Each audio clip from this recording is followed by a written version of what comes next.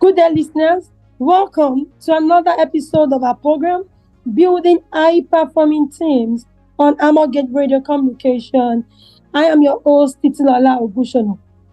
We have with us on the program today Mr. Adiola Gbadebo, a seasoned organizational development expert who has over 2 decades of valuable experience and expertise.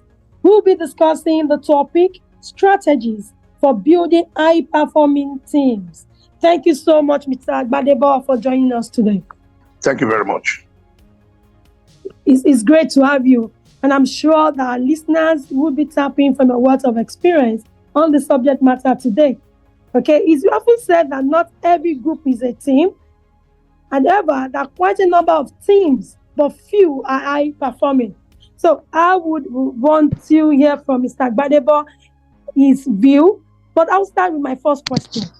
In 2016, Deloitte found redesigning organizations around teams to be the number one human capital trend, with 92% of companies believing that it was very important or important. Mr. Gbadebo, what's your take on the need to redesign organizations around teams? Should teams indeed be at the center of organizations? All right, thank you very much. I'm glad to be here to discuss this very interesting topic. Now, thank you. Now, so there is redesigning of organizations around teams, is actually justified because it promotes collaboration, innovation, and adaptability. Now, even decision making is faster with individuals contributing, and you have diverse views that can help to make those decisions very robust. Teams are better suited actually to handle the rapidly changing business environment.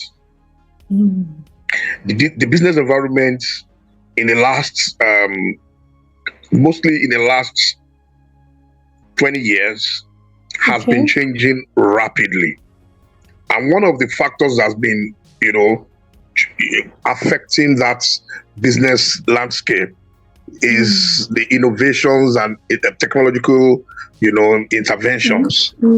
So now, so by organizing teams around, organizations around teams, organizations can foster collaboration,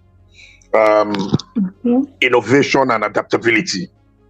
Now, these are critical factors for success in a dynamic environment. So, the other thing that teams does is that it promotes a sense of ownership and accountability. Now, members, of the team, as against where they think that decisions are passed down, they are involved in decision making, so they can own it, and compliance becomes easier if you're part of the process that brought up a strategy or a process, or even if it could be a standard operating procedure. If you were part of that planning and the development of it, it's easier for you. You don't want to go against something that you put up, but because you see that your views have been captured. Now, so there's increased engagement and motivation. So individuals also feel empowered and valued within the team.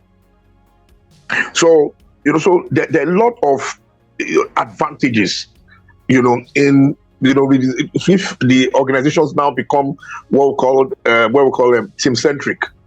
The teams come to at the center of the organization, and all the operational decisions, strategic decisions are around the team. So different teams help in generating those decisions, and so things move a bit quicker, because it allows for better utilization of diverse skill sets and expertise.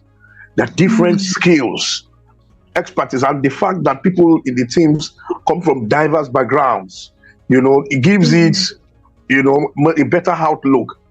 It's more robust, so you can almost be sure of covering almost all angles because you are involving, because of that diversity in the backgrounds of the team members. You mentioned something very germane, Mr. Gbadebo. You said that because of the fact that we have the business world is now very dynamic, and always said that the global world is now VUCA, is volatile, and all of those things are more complex these days, that there's need for us to promote collaboration, innovation, and also adaptability, which will only come from being team-centric. Okay? Now, is it okay to say that for organizations that are not team-centric, are you saying they're losing out on these themes that you have mentioned? Collaboration, innovation, adaptability. Okay. Now, what you find out is that organizations that are not leveraging on teams, they create this, it's like this dichotomy of them and we. In organizations, you often hear staff say they, and the question is, who are the they? So it's like them versus us. They don't feel that they are part of that decision making and all that. So so compliance is not as as sharp as when you are using teams. Those teams are part. Everybody is a part of that agreement. And it's gone through different processes, and from one sometimes decisions are created across different team levels. There's a team is supposed to start the process, and then when they conclude that process, they are handing over their findings and their decisions to another team to work, to further, work with it. By the time it gets to the, final place and those decisions come out, everybody seems happy. Sometimes it's a line, it becomes a line statement, just one statement, just one sentence. Maybe that's what you are coming up with, everybody's coming up with. But within that sentence, everybody can see themselves inside. Everyone can see himself or herself and say, yes, and everyone agrees. Now, so once people are able to agree to things, it becomes easier, because even it's psychological. It becomes easier to comply with such things, or to use such tools, or to adhere with such procedures. So that's why teams, organizations that are not using teams, and yes, you may have a few, high performers within such organizations, but you will see that they will be, you only have, they'll be on one side. But since what they are doing is not the only part of what the organization is doing, as they are going up and really very, very efficient, the other parts, that the other people that are not efficient are pulling them down. So sometimes what organizations begin to do is that they now say that they want to retain their high performers, and then they want to let go of their, underperforming staff. And then you bring in all, how many people are really high performers, So by the time you bring in, so you see that sometimes what you find out is that there are a few people, maybe middle to top level, management, who are really efficient, and they've been there over the years. But you see, the organization is not making so much progress because there's a high, staff turnover, because you keep recruiting and letting go, and letting go, because the people you are bringing in cannot match up with, the high performers. So the organization is moving at a very slow pace. Thank you so much, Mr. Gbadebo. For listeners, it's important that every organization has to be conscious, work towards being team-centric, for what you have analyzed so far. And coming to, and you mentioned something important, that for high-performing teams, it also translates to high level of productivity for the organization. Okay, now that takes me to my second question. Now, does putting high performance into a group, having just high performance in a particular group, automatically translate into a high performing team? Or are there intergroup dynamics that a leader needs to create and maintain to ensure a high performing team? There are two questions here. All right, I'll take the first question. Okay. That you have a high performer, in a team does not necessarily, translate to that the team now becomes high performing. It is just one, it's like one rich man in the midst of 10, poor people. Okay. You almost have 10 poor people anyway, because what will be the effect of that one rich person on that? Now, so it is not necessarily that because you have put one high performer into a group automatically translates to high performing team. Now, because there are some crucial, intergroup dynamics that a leader needs to create and maintain to ensure a high performing team. So one of the crucial, factors is establishing clear goals and expectations for the team. Clear goals and expectations for the team. It's not something that has to be done or optional. Exactly. It is not optional.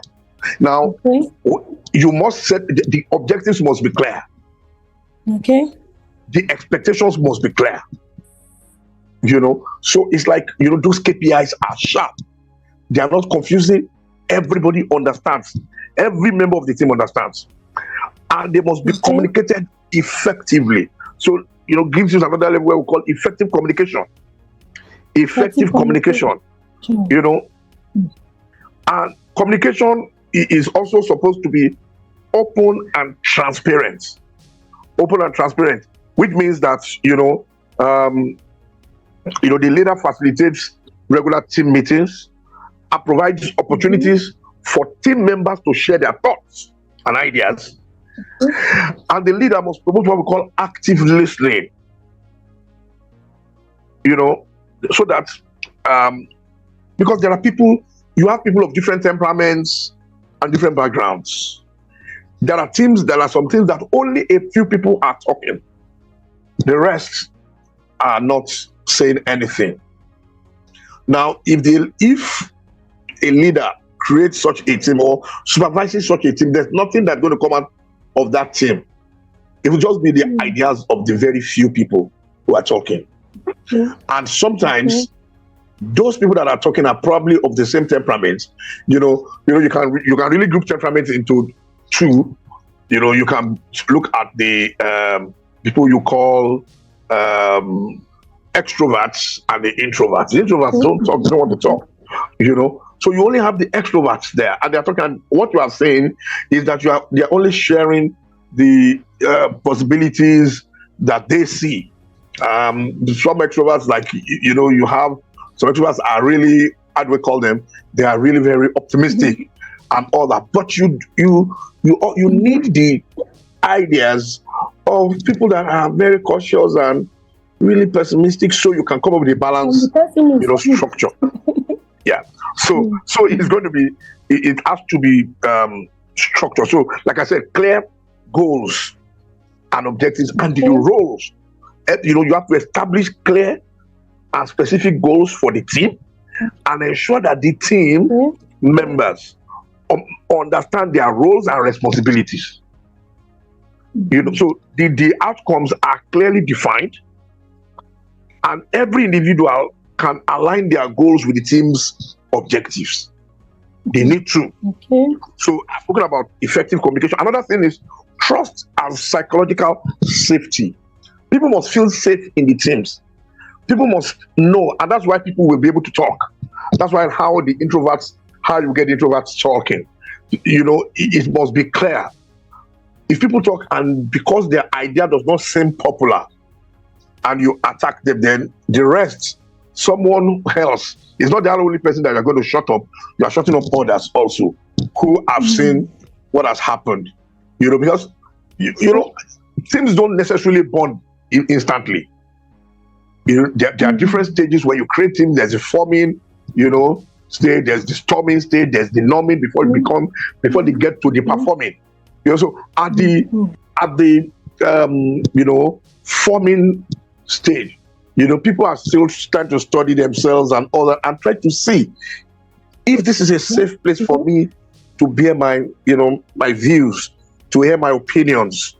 So if they don't see that place is safe, then they withdraw. So our trust is something that people must also, the leader must also ensure that there's trust and psychological safety to foster a culture of trust within the team. Encourage an environment where team members feel safe to speak, to share their perspectives, and during that process, trust is built through consistent actions and fairness. So after that, you also need to ensure that there's collaboration and teamwork, that they're actually working together, not working at crossroads. They are working together, and all that. There are tools, by using, there are different parts of, of the team that, especially like what we call diversity and inclusion now. Diversity means that, all those people, they are from different backgrounds. Now, you allow them, and everybody is influenced by, their background, their experiences, and all that. So as they bring those things out, some of their opinions are influenced by those experiences. But by the time group members, come together and discuss it, and you are trying to now sift to see, okay, these are the goals are clear. These are the goals that okay. So this is correct, but it will not be useful for this particular goal. So we'll take this out. Yes, and all that. At the end, everybody agrees, and so it's not. So those dynamics, there are a lot, but I think those are a few things. And then one thing that is also because at the storming stage, there's a lot of friction. Now everybody is, everybody now knows everybody, and everybody is talking. And there will be frictions, there will be conflicts, and all that. So there must be laid down rules for conflict resolution. One of the things that team leaders must do is that they must lay the ground rules from the beginning, because you cannot change the goalposts in while the game is going. Titi, do you know that a star-studded football team may not actually win the tournament? Really? A star-studded football team may not win the tournament.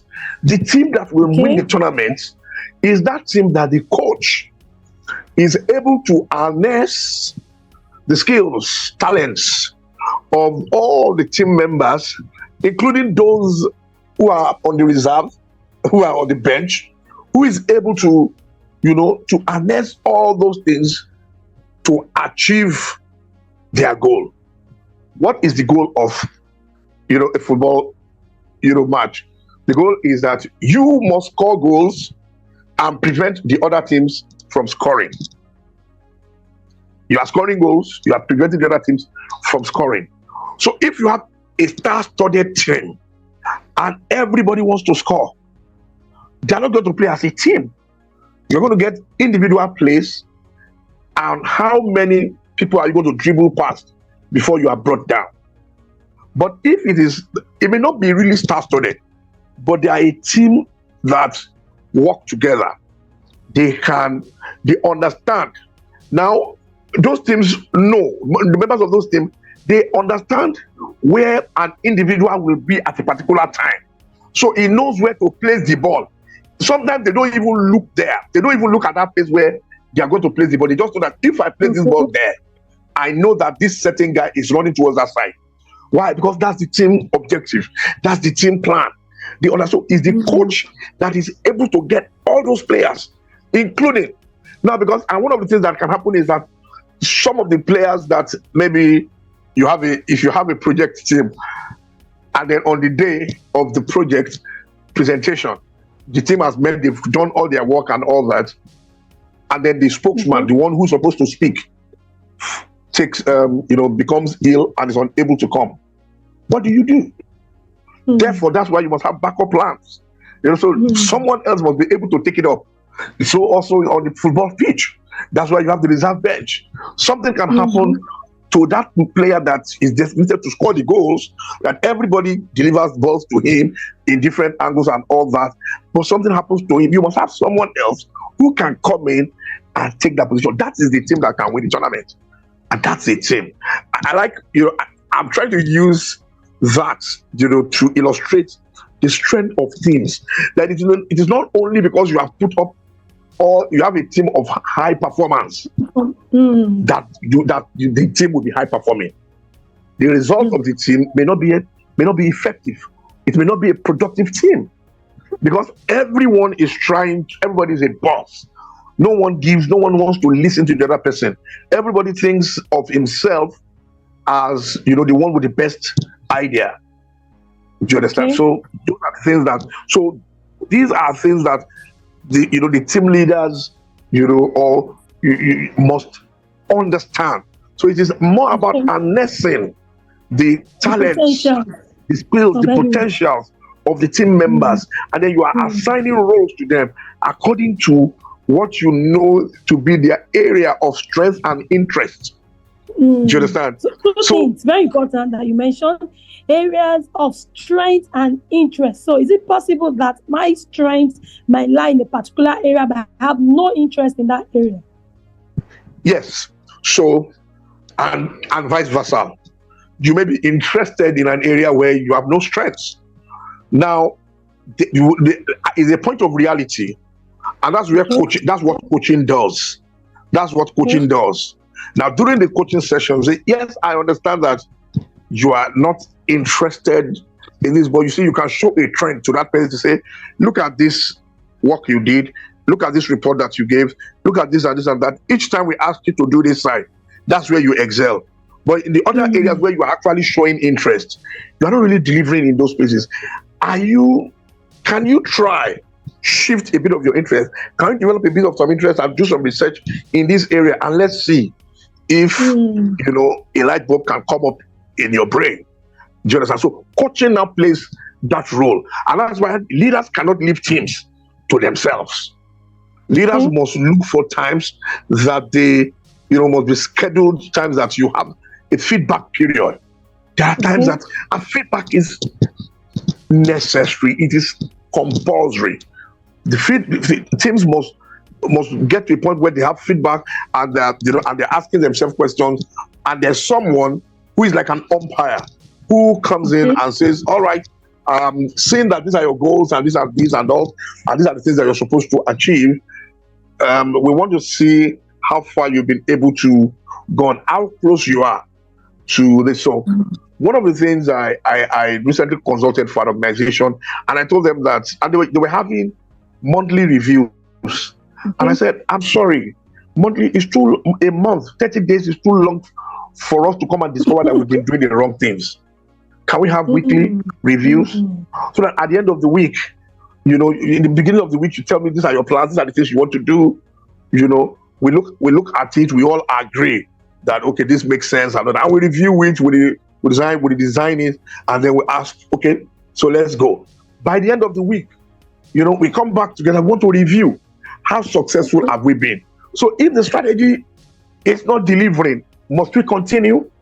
We can immediately say, okay, can we adopt a different strategy now, saying that this is not working? That's what feedback does.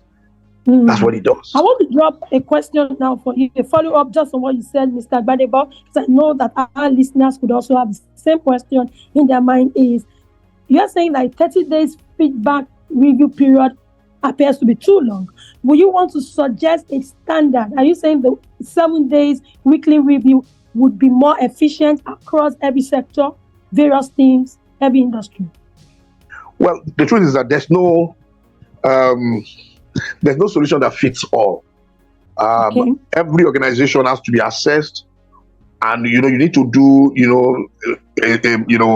a need analysis to understand so that you can create the appropriate solutions for each, because there are organizations that are across different sectors and all that. The organizations that have people on the field in different areas that they have to travel and all that, you could be risky asking them, even though there is technology that you can have meetings on Zoom and all that. But there are some organizations that maybe it can't be, twice in a month, every 2 weeks. There are some organizations that it could be monthly, but there are organizations that you cannot wait, because where they are playing is a fast-paced, sector where things change rapidly. Things are changing rapidly, and if you are in a country like ours, where there is policy somersaults and policies are not allowed to run their full course, and as one administration comes in over another, they're changing, things, and within an administration itself, policies can change quickly. You want to be sure that as those policies changing, you are able to assess, that policy now and look at the new policy direction and how it's going to favor your organization and the things that the organization has to change. So yes, I did that. I proposed that 1 week, every week review, but I see that a lot of organizations actually have weekly reviews. They meet weekly to review their, but there are organizations that can take other times, other timelines for their reviews. Like I said, it depends on the things that they're doing, and it also depends on the departments and the industry and the project. Also, the project designs will not always change if you're in the construction industry. You we arrive with the designs and all that. Designs will not always change, but there are a few things that you will also review. You want to see, are we, because you have a project timeline, are we, are we actually, aligned with the project timeline, or are we lagging behind? So if we're lagging behind, what do we need to do to ensure that we meet up with the recommended pace? So those are the things. So there's no solution that fits all, but everyone must look at critically. So where weekly reviews are going to work, you need to ensure that you do that. Okay. All right. Thank you so much, Mr. Gbadebo. You've spoken a lot to intergroup dynamics. As we were speaking, something came to my mind. And you mentioned two things. That basically, in a team, you have the extroverts who happen to be more optimistic, in their ideas, the way they view things. You also have the introverts. Now, if you have the introverts in a team, are there ways, are there measures that a team leader can take to make them, air their views? All right. Thank you. Now, let's look at a team that has, quite a number of people. And because of those different temperaments of the people, it takes a leader who understands, the potentials of each temperament. You understand? So now, and there are some roles that are within the teams that you can assign to people according to their strengths.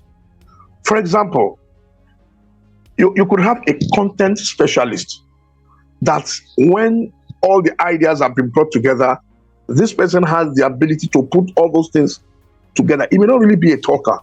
He may not really be talking during the group, but what everybody puts together, and maybe is like the secretary of the group, by the time he puts everything together and sends to you and you all read, you say, wow, do you mean this is what we generated? That's a content specialist. You need a researcher. Research and development, they're always in the background, unlike marketing and sales. So a researcher is not necessarily someone, So if you have a sanguine in your group, for God's sake, a sanguine wants to talk. He wants to talk. So assign him the role of the spokesman. Let him come and do the presentations.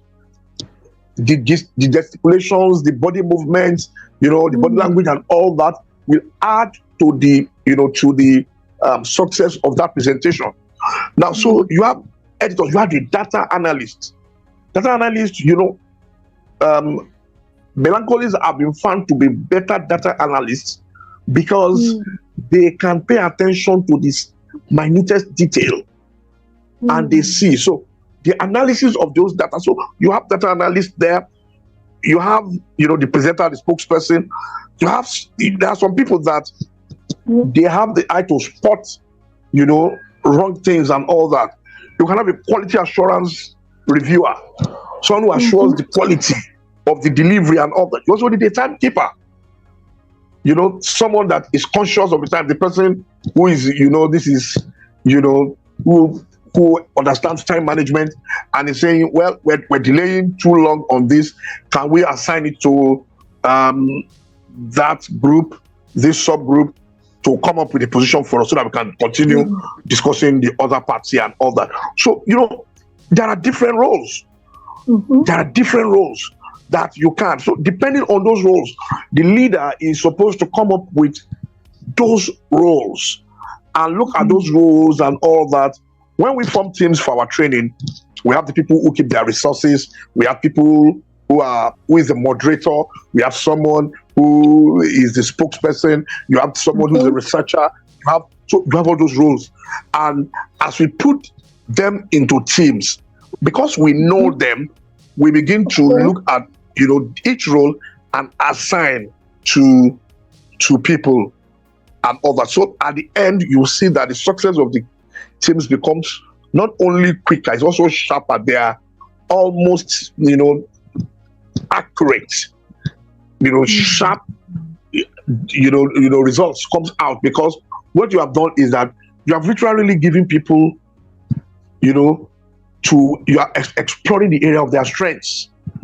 So Exactly. they enjoy being in that area. So people don't necessarily want to talk, but they are gifted researchers. The guy goes for research and all that, and by the time he gives you the result of the research, you may discover that you have all been going the wrong way. That this is actually what research proves.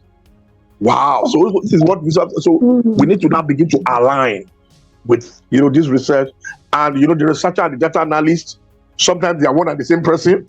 Sometimes they could be different people. But at the time, so you are making what we call, informed decisions, because data is giving you something to work with, and with the data and the research, you can look at trends and you can look at where things are going. So if you want to change the direction, you know what to do and all that. So depending on the type of analysis that is being done on the data, whether it is prescriptive, whether it's descriptive, whether it's diagnostic, depending on that, it will help to know what steps to take. So there are roles that fits all the temperaments. So you can't be short. So there's no temperament that will be useless or that will be redundant in a team if the leader understands the dynamics. I like what you have wrapped it up with, that if a leader understands the dynamics. So if I'm a leader and I do not understand who my people are, I do not understand their strengths, I do not understand their mood, I do not understand their natural talent, I do not understand their interest, is it safe to say that I might not be able to optimize intergroup dynamics as a strength? Perfectly. You'll be unable to harness the skills, the talents of those people, since you don't know them. And you see that's the difference between a manager and a leader. It's different between a manager and a leader. Now, so the manager might put a team together. The manager will put the team together and just put them together based on what he wants to achieve. Now, but what a leader does is to look at the team and ask, what is the goal of this team? What do we want to achieve with this team? Then the next question is, who are the people with the different skill sets, competencies, temperaments that can deliver on this. When you are able to look at that also, then you need to now look at, even gender. You have to balance with gender also.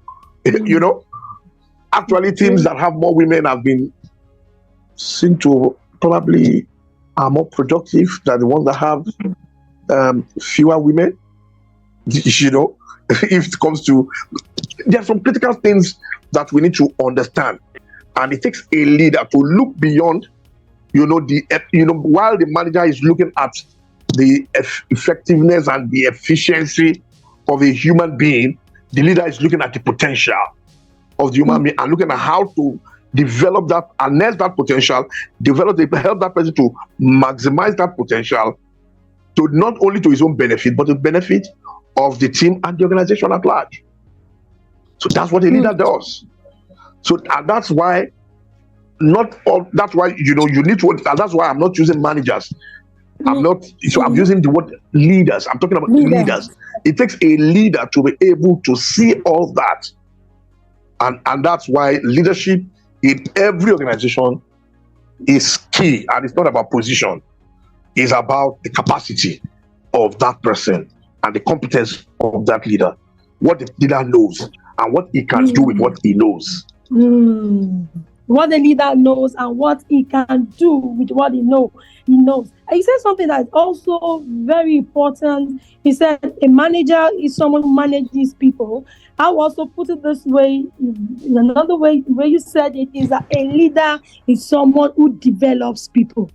So there is a difference between managing people, knowing that strength, and developing them. So for every team leader, you can only maximize the potentials of your people. You can maximize their current skill set if you know them well, and create an environment, like you said, that can enable them to grow.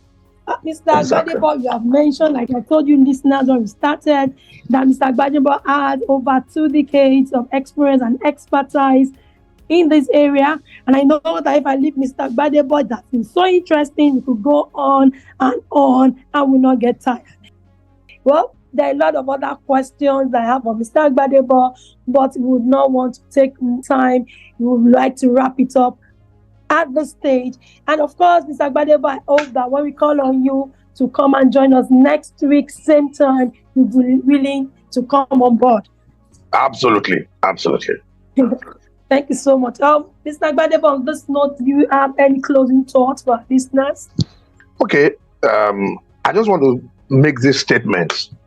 For organizations, while efficiency is important, it should not come at the expense of adaptability and innovation.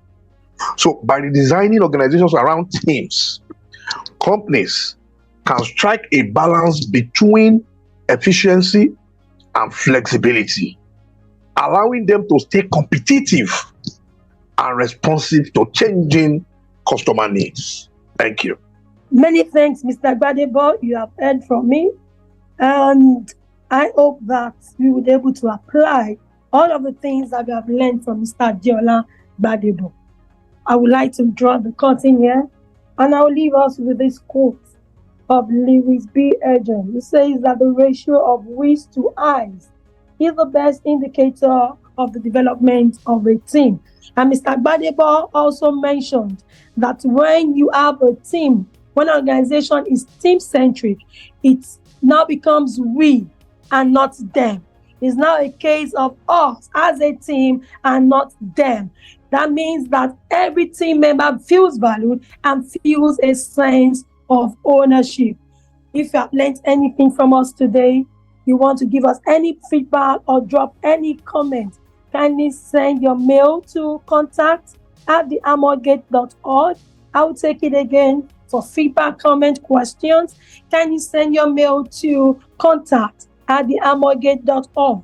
And if you have any message from us, you can also get in touch on our WhatsApp line +234 8079 574151. You can send a WhatsApp message to our WhatsApp line +234 8079 574151. 951. And kindly click on the like button if you have learned anything valuable from this episode. Thank you so much for staying till the end of today's episode as we unravel the topic strategies for building high performing teams. Thank you so much for staying tuned to the end of today's episode as we unravel the topic strategies for building high performing teams with an expert in the industry, Mr. Adiola Badego. Hope that you join us same time, same station next week. I remain your host, Titilola Ogushona, saying bye from here.